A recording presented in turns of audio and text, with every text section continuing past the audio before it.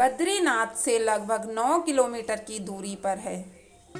अष्टवसु देवताओं के नाम पर पड़ा वसुधारा फॉल्स सतोपंथ ग्लेशियर से निकलने वाली छोटी छोटी धाराओं से मिलकर बना है यह विशाल झरना।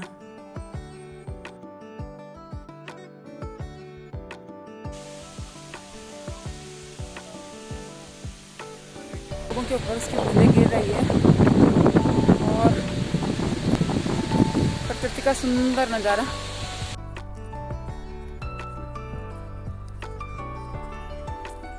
भगवान विष्णु का निवास स्थान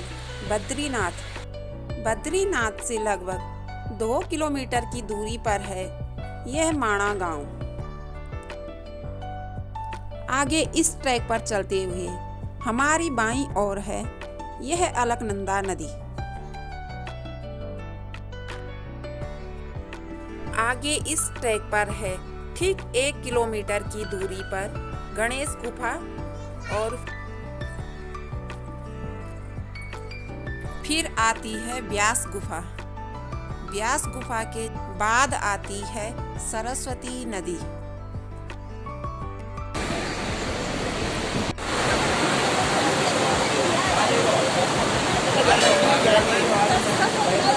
इसी जगह से सरस्वती नदी लुप्त हो जाती है।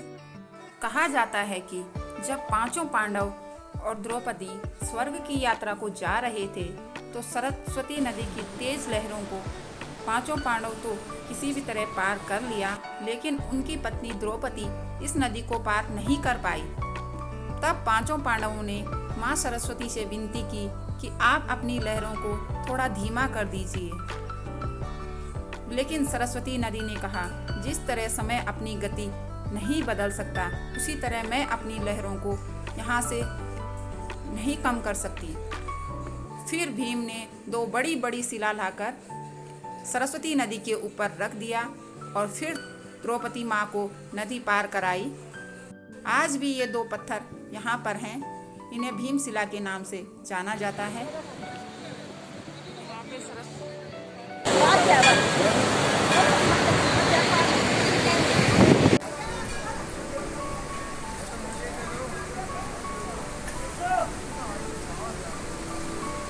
इसी पुल के ठीक सामने है पार करके सरस्वती माता का मंदिर।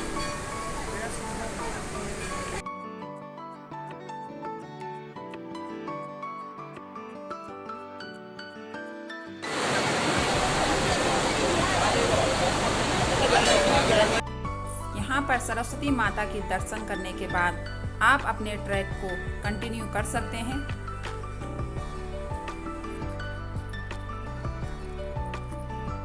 मंदिर के ठीक सामने आपको दिखेगी हिंदुस्तान की पहली दुकान।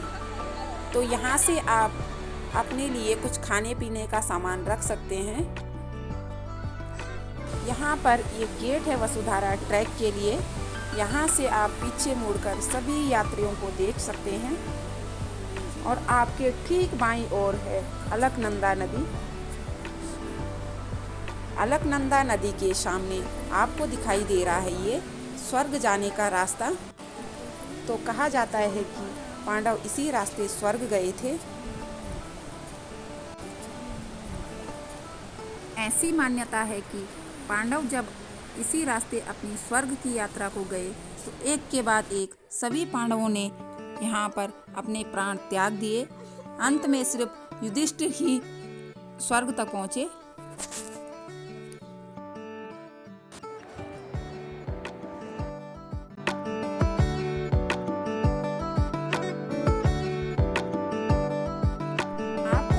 इस ट्रैक के लिए कोई गाइड की ज़रूरत नहीं है, यहाँ पे आप आराम से जा सकते हैं। ये रास्ता सीधा वसुधारा के लिए ही जाता है।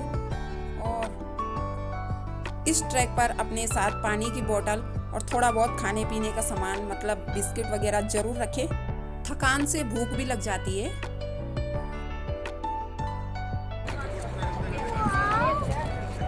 और इधर ठंड लग रही है तो मैंने लगभग 1.5 किलोमीटर चलने के बाद इस रास्ते में आ जाती है थोड़ा चढ़ाई।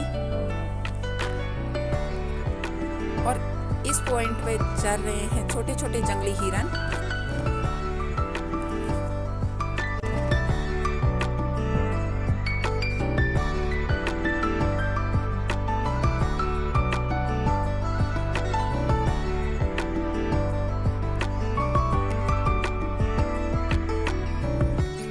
वादियों और यहाँ के सुंदर नज़ारों को देख के और दूर दूर पर्वत की चोटियों पे पहाड़ों को देखते हुए हमारा उत्साह और भी बढ़ रहा था वसुधारा पहुँचने के लिए।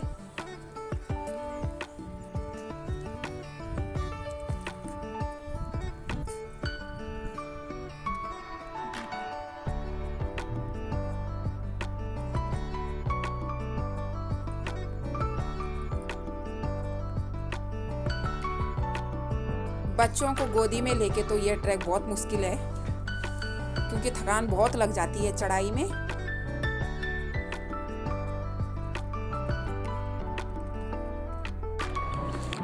तो दोस्तों कुछ ही देर में हम पहुंचने वाले हैं वसुधारा, और ये है वसुधारा की पहाड़ियों का सुंदर सा व्यू। यहाँ पे बर्फ गिरी हुई है ये, और यहाँ पे सब लोग नीचे से आ रहे हैं। तो ये अभी काफी लंबा थोड़ा सा ट्रैक रह रखा है। महादेव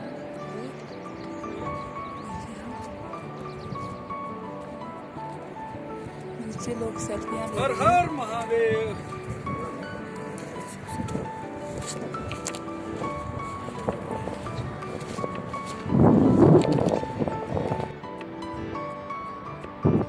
हमारे इस ट्रैक पर हमें थोड़ा पत्थरों के गिरने का डर लग रहा था, लेकिन एक भी पत्थर गिरा नहीं उस टाइम।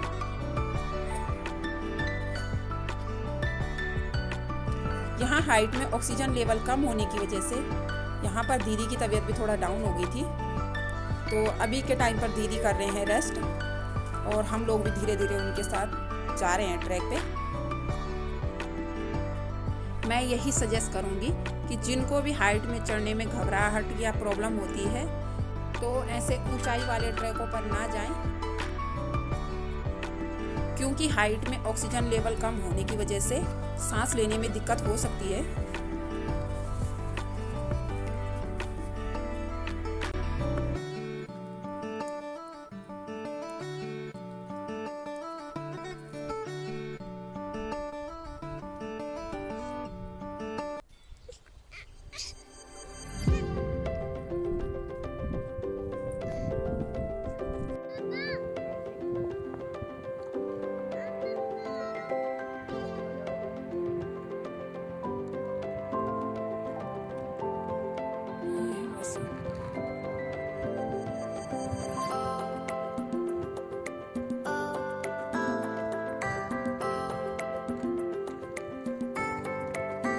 चार किलोमीटर का यह ट्रैक पूरा करने के बाद आखिर हम पहुंच चुके थे अपने अंतिम पड़ाव में।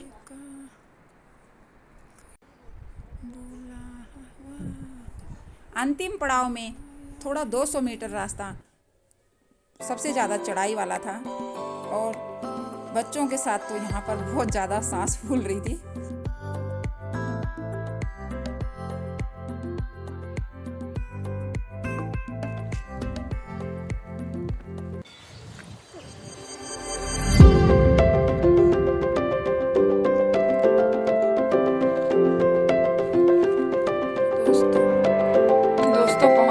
चुके हैं हम वसुधारा, बस थोड़ा सा 200 मीटर और होगा, और यहाँ पे वसुधारा का सुंदर सा नज़ारा दिख रहा है, और मेरे पास बेटी भी है, और यहाँ पे थकान भी लग रही है, कुछ बोला भी नहीं जा रहा। तो ये वसुधारा का सुंदर सा नज़ारा आप देख सकते हैं, और इधर बर्फ से ढकी हुई चोटियाँ बहुत ही प्यारी लग रही है।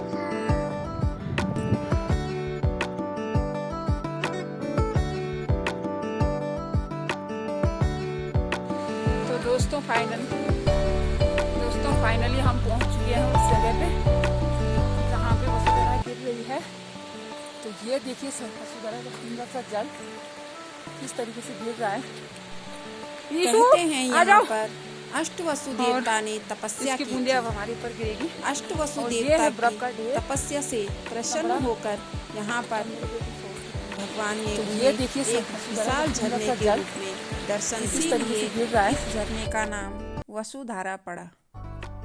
इस झरने का पानी सतोपंत ग्लेशियर से निकलने वाली छोटी छोटी धाराओं से मिलकर एक विशाल झरने के रूप में यहाँ पर बहता है। सतोपंथ का अर्थ है सत्य का मार्ग। तो कहते हैं कि पापी इंसान के ऊपर इस झरने का पानी नहीं गिरता। जब पापी व्यक्ति इस झरने के सामने जाता है तो इस झरने की लहरों के छींटे वहां तक नहीं पहुंच पाते, बल्कि इस झरने के नीचे बनी हुई एक गहरी खाई में गिर जाते हैं।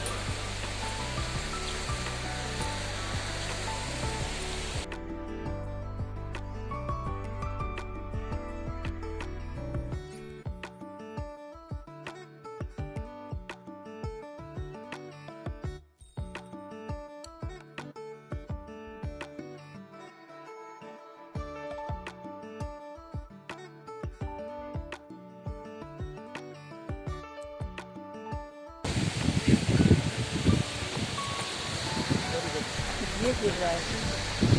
जय बद्री विशाल, जय बद्री विशाल। यस, पहुंच गया। इसको कैसा लग रहा है? अच्छा लग रहा है। हेलो गाइस, आज हम बर्फ पानी में आ चुके हैं और कैसा लग रहा है? जैसा लग रहा है। आप तो आपको कैसा लग रहा है? मुझे अच्छा लग रहा है और आपको जैसा अच्छा लग रहा है आप भी आना। आप ये ना।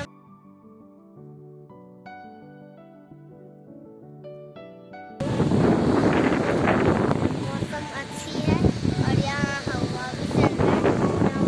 झरना गिर रहा है। झरना गिर रहा है। लोगों के ऊपर उसकी बूंदें गिर रही है। और इस झरने की भव्यता को शब्दों में ढाल पाना हमारे लिए इतना आसान नहीं था।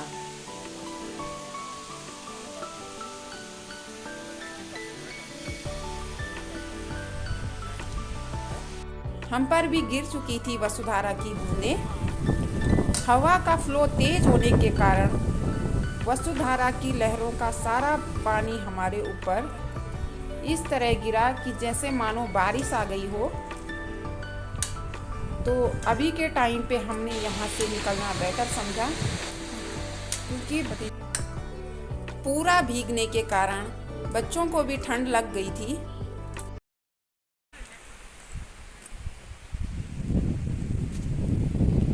सुबह के 10 बजे बद्रीनाथ से हमने अपना ट्रैक स्टार्ट किया था और शाम के 4 बजे हम पहुंच गए वापस बद्रीनाथ।